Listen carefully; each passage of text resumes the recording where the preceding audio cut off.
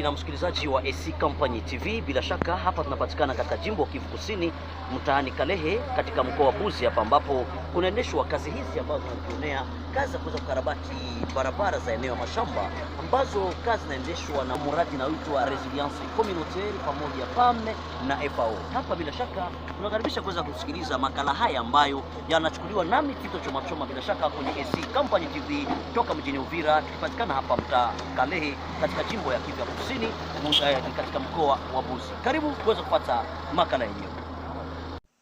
Naam, ukiwa na maoni fulani unaweza kutwitter bila shaka kwenye namba 0979669373. Hapo utatupata bila shaka. Tunapatikana katika jimbo Kivu Kusini, mtaani Kalehe hapa. Hii ni AC Company TV, chaguo la wengi, na mimi ni Tito Chomachoma. Nakaribisha bila shaka kuungana nasi kwenye makala haya ambayo inachukuliwa kutoka katika mtaa wa Kalehe, hapa ambapo AC Company TV iliweza kujitembeza, ambapo barabara za eneo mashamba zinaendeshwa na kukarabatiwa na shirika PAME, FAO na PADEBU katika Resilience Communautaire. Iliweze kujionea binafsi kile ambacho kinaendeshwa na mradi huu wa Resilience Communautaire ambao unatumika na FAO pamoja na PAME katika hali ya kuweza kukarabati barabara za eneo za mashamba, na mradi wenyewe ambao unaendeshwa kimatendo na shirika PADEBU. Moja kwa moja ni hapa ndipo kunatoka udongo wa kuweza kuingia barabarani ili walimaji waliokuwa na shida ya kupeleka mazao yao kwenye soko iweze kufika vizuri, na vile vile gari iweze kupita vizuri bila tatizo na kuingia kwenye soko la Minova. Mahali hapo ndipo mashini zinatoa udongo na kumwaga ndani ya gari. Tusikilize kijana huyu ambaye ni David, aliweza kuzungumza akitueleza mengi zaidi. Ndio furahia tu kupitia saidiana na wananchi wa huku na hapo basikie mabarabara ziko mzuri, ndio kazi yetu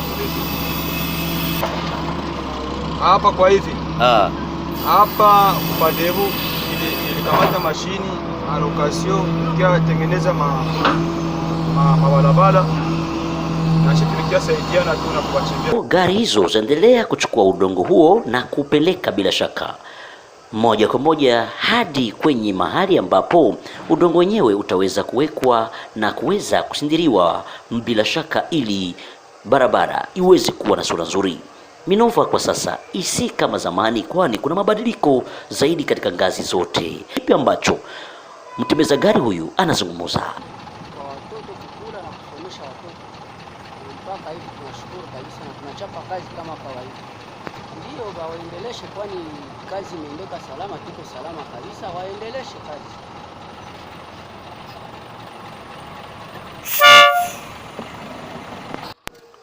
Eneo hili ndilo liliweza kuchaguliwa kama vile kariere ya kuweza kuweka udongo kwenye barabara. Hapo zamani Minova ya sasa si kama zamani atakavyo raia atende serikali. Utafahamu kwa mara nyingine ya kwamba barabara wakati mvua ilipokuwa ikinyesha ilikuwa ikisababisha udongo pamoja na matope mingi, lakini kwa sasa baadhi ya watu wanafurahishwa na barabara hii ambayo yatengenezwa bila shaka na kuwekwa kimatendo na shirika PADEBU, kama vile shirika ambalo linahusika na mise en oeuvre. Mbona na faida, mimi natumikia bose na roho mzuri. Natumika kazi na roho mzuri kwanza. Situmika na roho mbaya, mimi natumika na roho mzuri bo. Alinituma nikitumika PADEBU kazi kwanza, ofete niko mkazi.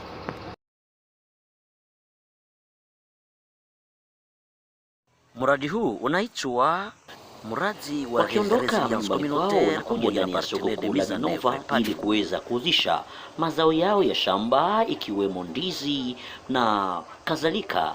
Wamama wanena ya kwamba kazi inayofanyika na P4P ni ya lazima sana. Watu 1600 ndio wanalengwa kuweza kupata pesa walizozitumikia muda wa miezi miwili na shirika PAME pamoja na FAO katika mradi ambao unaitwa Resilience Communautaire. Watu hao ambao waendelea kulipwa kwa sasa na shirika PAME pamoja na FAO ikishindikizwa na partenaire de mise en oeuvre PADEBU, waendelea kupata msaada huo kutoka kwenye shirika PAME na FAO.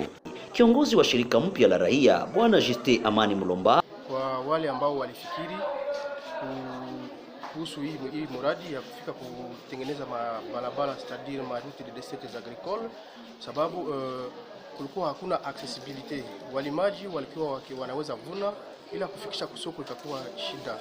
Na vivyo hivyo, kiongozi huyu wa shirika mpya la raia mkoani Buzi aendelea kutoa tahadhari kwa watoto ambao waendelea kupanda wakati wa gari zinaposomba udongo wa kuweza kumwaga kwenye barabara. Aendelea kualika wakaaji pamoja na wazazi kukataza watoto wao ili wasiweze kupatwa na matatizo wakati wa ajali yenyewe. Gari na kuweza usiku kuharibisha fulani ambayo iko vinatendeka. Ni barabara zetu, inaomba tuzichunge mzuri na muradi hata iishe leo, tuendelee ma association donc zenye ziko mwingine tuweze tuchunge ile barabara sababu ni barabara yetu. Upande wa viongozi wa masite mbalimbali wanena kuweza kufurahishwa na hatua hii ambayo iliweza kuchukuliwa ya kuweza kupana pesa kwa wale ambao wameweza kutumika miezi miwili. Kwa sasa watapata pesa zao na zitawasaidia. Narcisse Yosia itemwenye wanaishukuru sana, inashinda ile ya mbele ambayo ilipitika. Ya leo inakuwa vizuri sana.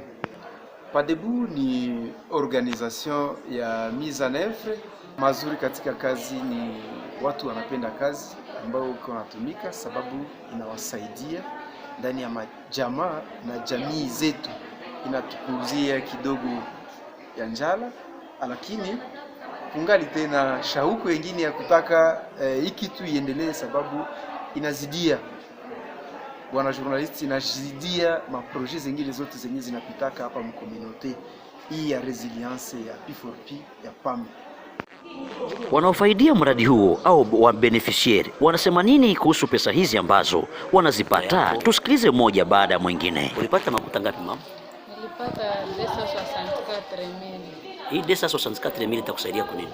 Hii 264,000 mimi na felicite PAM parce que na Padebu.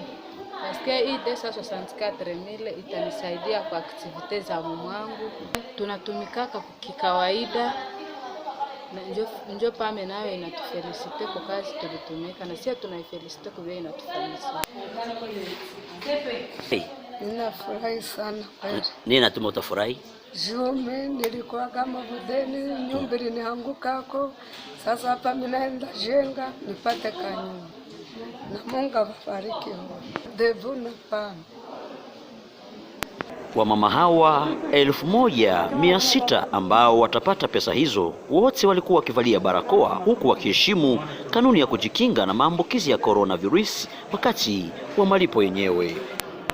Kwa ngambo yake, kiongozi wa shirika ama OPE Organisation Paysanne Kovoda aliweza kunena kwamba anafurahishwa zaidi ya kama vile mwakilishi alimekuja kuwakilisha wamama wengine katika kazi hiyo ili wajione binafsi namna gani wanapata pesa zao. Tumsikilize Lik Masonga Grass. Kwetu sisi kama vile wawakilishi wa wabeneficiaire ambao wanakuwa wakifanya kazi za kukarabati barabara ambayo inasaidia mavuno kutoka mashambani na ikisapotiwa na FAO pamoja na PAM. Kwetu ni furaha sababu wanamemba walikuwa wameweza kutumika, imepita sasa miezi 2, walikuwa wakigojelea mshahara wao. Mwanamemba ambaye wenda alikuwa na shida ya manjanja, yaani mabati, anaweza kupata mabati. Kiwa alikuwa na shida ya kuweza kupata vifaa vya masomo ya mtoto, hii pesa itaweza kumsaidia. Najua kwamba kiuchumi katika majamii za wanamemba wetu, hizi pesa zitakuwa na matokeo bora. Pokea mafuta tulikuwa natumika na Kadebu na PAM. Njoo kukelesha njora iko nayo. Ndio. Hii mafuta napata itanisaidia kuzaa watoto makae na uniform. Shida tunapata tu ni mchoko, tunazipokea mimi tunachoka. Waendelee, wasituachilie. Tunapenda waendelee, watuongezee ndio zingine maproje. Watu hawa 1600 ambao wanaitwa beneficiaires des projets de résilience communautaire, miongoni mwao Minova Mulala, watu 300 ndio wanatumika kazi hiyo na kulipwa na Padebu pamoja na kulipwa na FAO pamoja na PAM.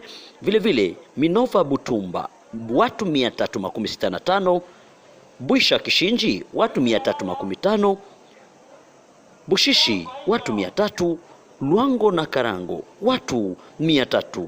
Zaidi ya watu 1600 wote watapata pesa zao bila shaka, na huku wanafurahia zaidi mradi wenyewe na kunena ya kwamba wataendesha mradi hadi wafikie lengo na mwisho wake, na waendelea kuomba kwa shirika hili Padebu iendeleshe utetezi kwenye ngazi za juu kwenye PAME na FAO ili waweze kueneza katika miezi hii 4 ya mradi, waweze kuongeza hata miezi 2 ya juu.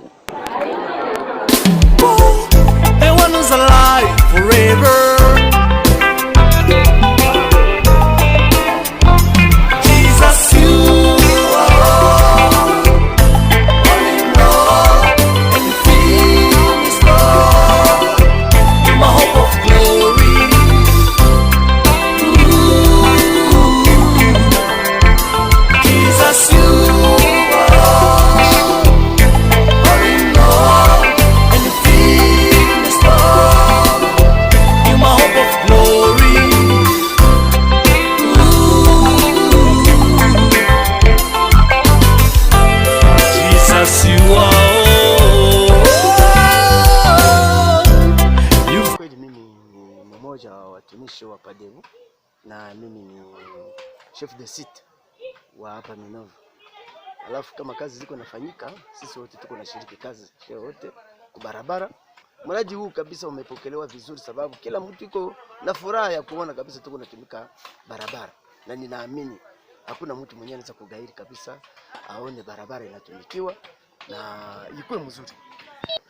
Kwa kweli kabisa wamelipwa miezi 2 na tunaamini kwamba kila mtu kuna furahi, sababu walikuwa na roho ya wanaanza sikia mbaya na kufikiri kama labda watawadanganya, lakini kwa sasa leo hii tunamaliza kabisa kuwalipa, yani PAME analipa na sisi tulikuwa pale wakati wako wanalipwa.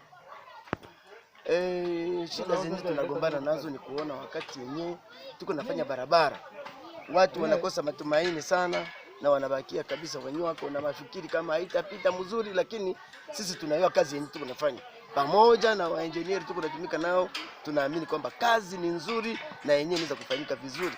Watu wanachoka, wanakuwa na mafikiri mingi yenyewe iko na nani yenyewe haiwezi kusaidia, lakini tunaiwa kama kila kitu ni nzuri kabisa na wala hatuwezi kusema tutaishia katika. D'abord je vais commencer à présenter le projet.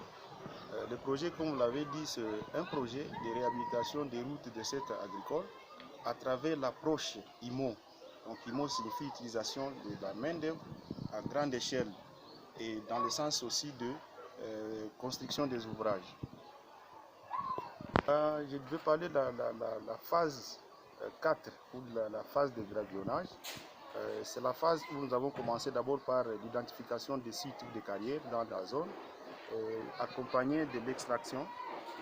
À ce niveau-là, nous avons eu un contrat avec un fournisseur qui a sa machine excavatrice qui est en train d'extraire de latérite et en même temps recharger la latérite.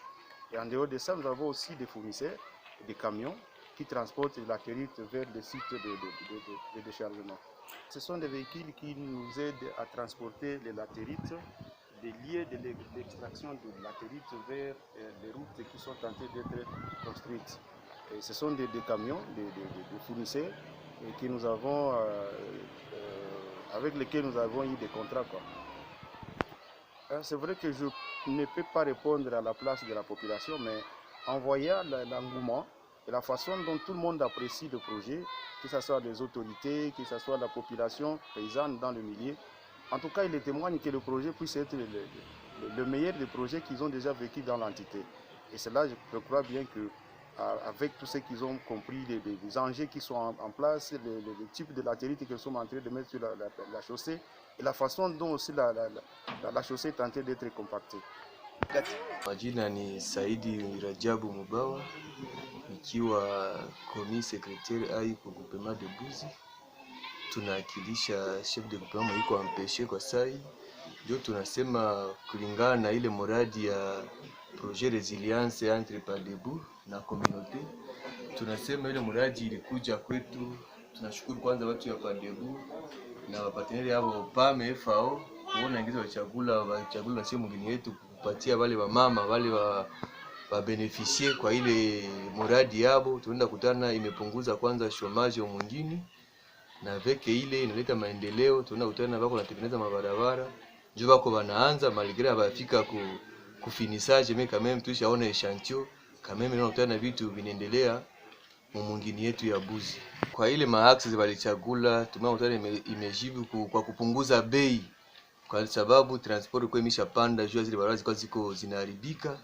Wamekuja kutupunguzia avec ile kuna kwa accessibility ya kufika umamingine kwenye hawezi fika. Tumeenda kutana kama imesaidia wakazi wetu wa Minova. Nikizani Minova ya leo na ya zamani kuko tofauti. Paske Minova ya zamani watu kwenda kwa mashamba wako wanaenda kama wanapita mulumande. Leo tuko tunaanza kutana maaxes mwazimwa vraiment njia iko wazi, watu wakwenda mashamba wanarudia bila tatizo na wanaenda bila tatizo. Kwa ile vraiment imeleta maendeleo mwingine yetu ya mwingine. Basi kitu ya kwanza inaleta maendeleo ni barabara. Kama mwingine haina barabara hakuna maendeleo mwa ile mwingine. Ile barabara ya Kasunyu Minova inatuletea shida sana basi haiko tena frekante. Tulipenda tutie plaidoyer kwao watusaidie ingizi ya kusaidiana na communauté kwa mwingine ingizi wanaweza fungula tena ile barabara. Projet tena yao itakuya tena wasipime basi sababu ile barabara kama nayo iko na besoin na iko mdifficulté sana juu ya communauté. Ila huzuni yetu ni kuona kwamba barabara ya Kasunyu ilisauliwa katika mradi huu. Tulisikia wamekamata Mulala, Kishinji, Bushishi na Bwisha alafu na Minova yenyewe, lakini Kasunyu barabara hii ikasauliwa. Ijapokuwa ni barabara ambayo inaalimente Minova mazao mengi ya shamba, sambaza za kukula na wengineo, lakini hii barabara ikasauliwa na watu wanateseka sana. Pendekezo langu kwa shirika Padebu ni kwamba wangeongezewa angalau miezi 2 au 3 kusudi barabara hiyo ya Kasunyu nayo iwekwe katika mipango ya kutengenezwa, ili kwamba ujenzi ya poro irahisishwe, maana hatujui vyombo vya kujenga poro hiyo vitapita kwa barabara gani, na pia mazao ya mashamba na ya bahari yafike kwa urahisi katika centre yetu ya Minova.